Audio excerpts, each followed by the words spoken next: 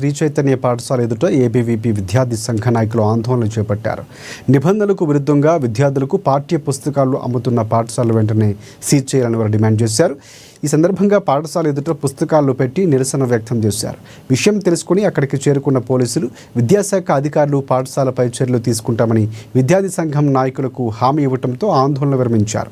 పాఠ్య పుస్తకాలు విక్రయించుకోవడానికి తమకు అనుమతి ఉందంటూ ఓ బుక్ స్టాల్ యజమాని చెబుతున్నారని ఏబీవీపీ నాయకులు ఆందోళన వ్యక్తం చేశారు. అనుమతి ఉంటే బుక్ స్టాల్ సెంటర్కు తాళం వేసి ఎందుకు విక్రయిస్తున్నారని ప్రశ్నించారు. వెంటనే పాఠశాలపై చర్యలు తీసుకోవాలని, లేకుంటే ఎంఈఓ, డిఈఓ కార్యాలయాలకు సంబంధించి ముట్టడిస్తామని హెచ్చరించారు.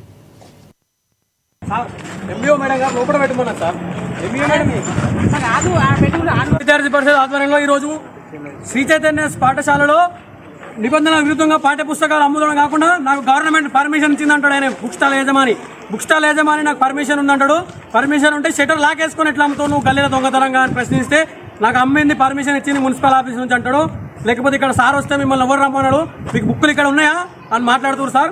ఈ కార్పొరేట్ విద్యా సంస్థ వల్ల, ఈ ప్రైవేట్ స్కూళ్ళ వల్ల విద్యార్థులు మొత్తం విద్యకు దూరం అవడం కాకుండా పేద మధ్యతరగతి విద్యార్థులు చనిపోవడం జరుగుతుంది సార్. ఈ కార్పొరేట్ విద్యార్థుల వల్ల వీళ్ళు పెట్టే ఇబ్బందుల వల్ల అక్కడనే ఊరేసుకొని చనిపోయిన దృశ్యాలు కూడా మనం చాలా చూసినాం.